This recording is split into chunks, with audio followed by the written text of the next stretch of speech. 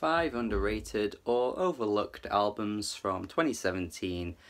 Let's go. These are albums that I felt like didn't get the recognition that they may have deserved. I'm waving my hands, I don't know why. Or just may have been reviewed by a lot of people but kind of just been given lukewarm reviews, whereas in my personal opinion I feel like they deserved a little bit more than what they got.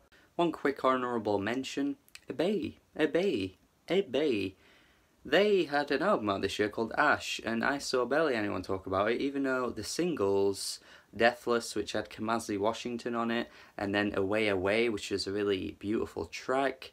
You know, those tracks were talked about by quite a lot of people, and people were like, oh yeah, this album could be really good, and then the album came out and then no one talked about it. I mean, it's not a favourite of mine, but it sure is worth mentioning at the end of the year. I mean, it's an album that I think a lot of people would love.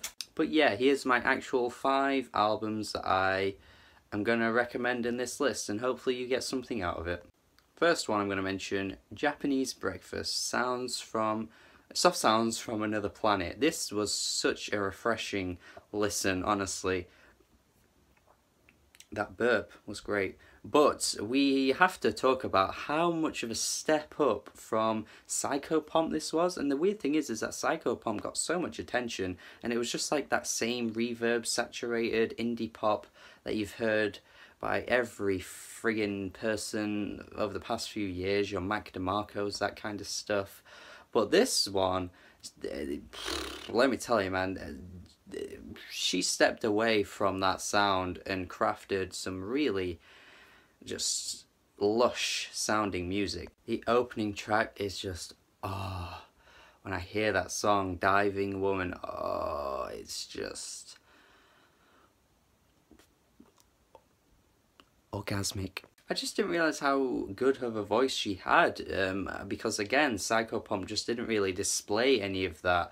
But then on so many of these tracks, and the lyrical themes as well, like Machinist, Machinist, even though that track isn't very good in context with the rest of the album, it still had a cool idea.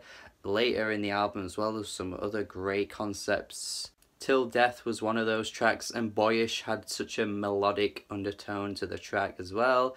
It was a great, it's a great album, honestly. It really is a great album. I just wish more people recognise that. My next pick is Homeboy Sandman. Homeboy Sandman released a very short album this year. It's about 25 minutes long, but each track is really packed with so much lyrical finesse. He has really good flow. The tracks are barely like 2 minutes long each one. It's such a short album. But I was impressed. I mean, the guy raps really well. It's not like quite on par with some of the best hip-hop releases of the year. Definitely not. But, you know, considering how short it is, considering how impressed I was with him on this album as well, I just thought this was something a lot more people should hear. Because, again, it's not going to take too much of your time. It's pretty standard for hip-hop, but it's actually really good. Snoh Aalegra is my next pick. She released an amazing R&B album this year, some really poppy tracks. There was a Logic feature on here, Vince Staples, J. Cole. Like, she got all these impressive guest features, who I'm not massive on any of those artists, but they all came through with decent verses on this one, honestly, and the rest of the album is great too. You Got Me is a great dancey sort of R&B, like 90s throwback to that TLC era as well. Yeah, honestly, I think R&B had a pretty good year in 2017, and this is one of those that I felt like was a great album. Some fans of hers I saw didn't really love this one in comparison to other stuff, but as an album I still think this is great. It flourishes in the R&B of 2017 and is worth your time. Joyner Lucas next, who actually managed to gain a massive amount of traction with his I'm Not Racist single, which has millions of views on YouTube now. To be fair, you could say he's not really overlooked now, but this album actually was pretty overlooked. It is a little long, I've got to admit. I didn't love the album because of the length. There were certainly 3 or 4 tracks in like the middle of the album that could have been knocked off, and this would have been a much condensed, not condensed, like more compact album. It did run a little long, but honestly I do think this guy has some really good flows. He is very technical as a rapper too. He always has loads of ideas and loads of things spurting out of his mouth. The track I'm Sorry is an amazing suicide song that should have been the hit that Logic got instead.